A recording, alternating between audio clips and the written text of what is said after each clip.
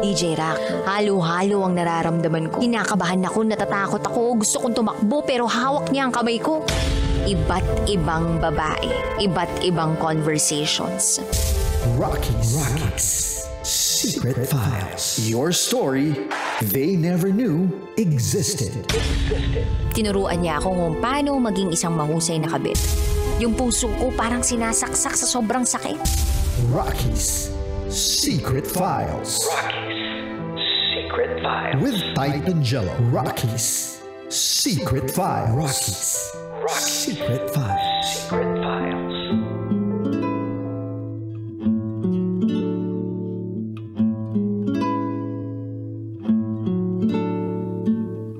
And we're back. Kasama niyo pa rin si DJ Rocky Tera. DJ Titan Jello. And this is Sophia's Secret File. Si Sophia na naramdaman ang tunay na pagmamahal sa kanyang lola at hindi directly sa kanyang mga magulang. Nagtanim siya ng galit sa kanyang mga magulang dahil hindi present parents ang kanyang magulang. Pero isang araw may nakilala siyang lalaki na itago natin sa pangalang Michael at unti-unti raw binigyan ng liwanag ni Michael ang kanyang madilim na buhay. Nakapagpatawad unti-unti at nabawasan yung sama ng loob sa mga magulang.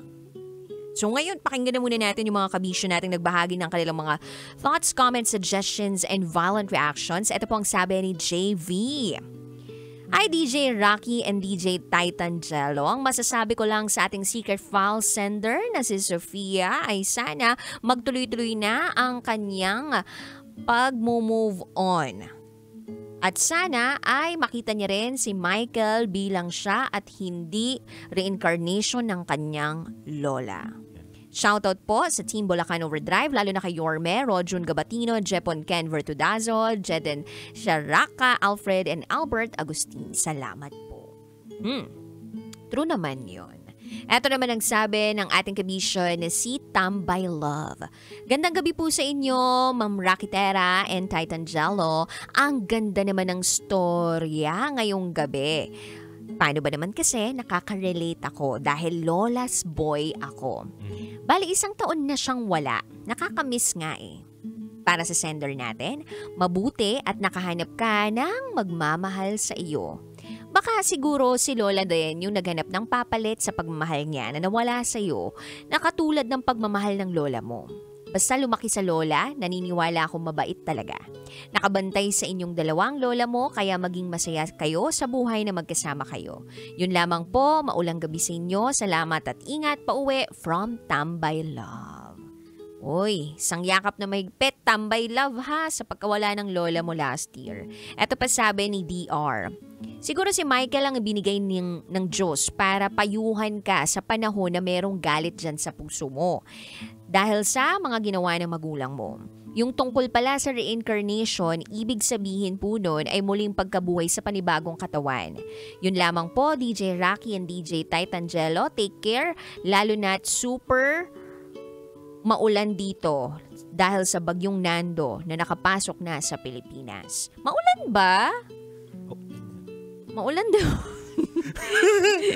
Wala lang. Maulan pala. Maulan. Kanina nga zero visibility na papunta dito. Hirap, diba? Ay nako, eto pa sabi ni Charles Sancho. Eto bang si Michael yung kasama ko sa DP ko? Sino ba tong Michael yung kasama niya sa DP? Baka Michael Pangilinan to. Ibang Michael naman yun. Pero anyway, ang reincarnation kasi sa pagkakaintindi ko, dyan pumapasok yung life after death. Kumbaga, after we die, bibigyan tayo ng another life, pero wala na siyang hangganan. Kaya siya tinatawag na reincarnation. Ewan ko sa inyo, sa mga definition ninyo. And I guess kay Sender, siguro ginawang instrumento si Michael para mapawi yung hinanakit niya sa mga magulang niya. At doon pumapasok na gawing inspirasyon ng lola niya. And I'm so happy for them. Sana tumagal pa ang relasyon nila. Hi nga pala kay Michael Sager na nakasama ko kahapon sa Sunday Noontime Show. Totoo pala yung Michael na kasama niya kagabi. Ito naman sabi ni Robert, I wish buhay pa rin ang mapagmahal kong mga lola. Ayan. Swerte ka sa lola mo. Sender, Sophia, kasi minahal at inalagaan kanyang mabuti at naging maayos ang buhay mo. Sana nagawa mong magpatawad. sa magulang mo. Kung anong ginawa ng lola mo, sana ganon ka rin sa mga taong minamahal mo at nagmamahal sa iyo. Ayan. Thank you so much. Hi din po kay Miss Tonette Luwalhati. Magandang gabi po sa inyo. Sa mga nanonood, nakikinig ngayon, thank you very much. Ang dami pa nag-comment sa ating secret file for tonight. Yes. Dude, dami nakaka-relate pag lola ang pinag-uusapan, no? I think marami talaga tayong mga kakilala na laking lola. Oo naman. Laking lola na yun yung present sa buhay nila at hindi mga magulang yung present. Totoo. At katulad nga ng sabi mo kanina, madalas kasi yung mga magulang, yun yung mga working eh. Yes. Ito yung tipong kailangan kumayod sa ibang lugar, Metro Manila, probinsya, o kaya mga ibang bansa. Tapos ang tanging maaasahan lang nila at mapagkakatiwalaan nila para makapagbantay ng kanilang mga anak ay yung sarili nilang mga magulang. Yes. At yun ang lolo't lola. Pero yun nga minsan kailangan talagang ipaintindi sa bata kung bakit nga ba nagagawa ng mga magulang na wala sila. Feeling ko yun din yung missing part dito, Dude, na naipaintindi ba sa ating sender kung bakit wala lagi yung mga magulang niya? Or basta niya na lang naramdaman na wala palagi yung magulang niya. Tapos kapag nandyan naman, present yung mga magulang niya, lagi naman nag-aaway. So, doon pa lang 'di ba parang may binigay sa atin ng Diyos na bibig at tenga pero hindi natin siya nagagamit sa tamang paraan. Tama. Pero kasi minsan may mga bata din na hindi nila nauunawaan kung bakit umaalis kahit napaintindi mo na sa kanila. Mm-hmm. Lagi nilang sinasabi, may kakilala ko, lagi niya sinasabi na bakit naman kailangan pa umalis ng nanay ko kung dito naman kaya niya naman kitain yun. Mm-hmm. So, dun may hating-hati yan May mga taong nakakaintindi kahit pinaliwanag mo na dahil nga nagpaliwanag ka. At may mga tao naman na hindi nakakaintindi kahit napaliwanag mo na. So, mahirap talaga malayo yung magulang sa kanilang anak. Kasi at the end of the day, hinahanap pa rin nila yung magulang talaga nila. Yung alaga ng nanay at alaga ng tatay. Oo. May trade-off talaga, Dude. Kasi hindi naman din guaranteed na kapag sa Pilipinas ka nagtrabaho, kayang kitain yung kikitain abroad. Yes. At hindi rin naman guaranteed porke nag-abroad ka, mas malaki yung kikitain mo kumpara dito sa Pilipinas. Pero, honestly speaking and realistically speaking, ang daming offer sa ibang bansa na mas malaki talaga sahod kumpara naman sa Pilipinas. Yes. Plus, yung way of living naman doon, 'di ba, mas tipid ka kasi mag-isa ka lang. Pero depende pa rin sa spending habits mo. Tama. So, yeah, I agree dun sa part na kahit na pinipilit ipaliwanag ng magulang sa bata yung sitwasyon, pero hindi pa rin nagigets ng bata. Bakit? Kasi syempre, yung utak niya, pang bebe pa Yes. Diba? Ako, dude, ngayon ko lang nga ngayon ko lang halos nare-realize nung nag-asawa ko, nung gumagawa kami ng pamilya, parang dito ko lang nare-realize yung mga sinasabi sa akin dati ng nanay ko. Kagabi nga, eto kukwento ko na lang, no? Nagsimba kami ng nanay ko. Katabi ko siya. Tapos sabi ko dun sa nanay ko, Ma, alam mo, naiintindihan na kita ngayon. Hinirap-hirap mo, no? Napalakihin, tapos biglang sasagot-sagutin ka lang. May ganun akong linyahan sa nanay ko kakagabi, no? If you read the lines, 'di ba?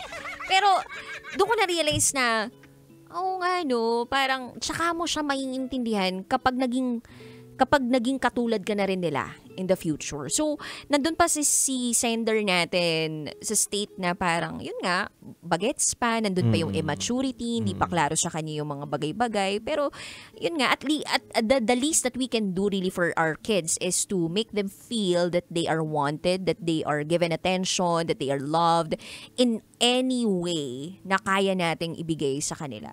Tama. Para wala kang pagkukulang, diba? Tama.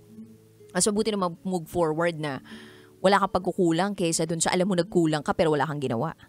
Totoo yun. Ang ganda yun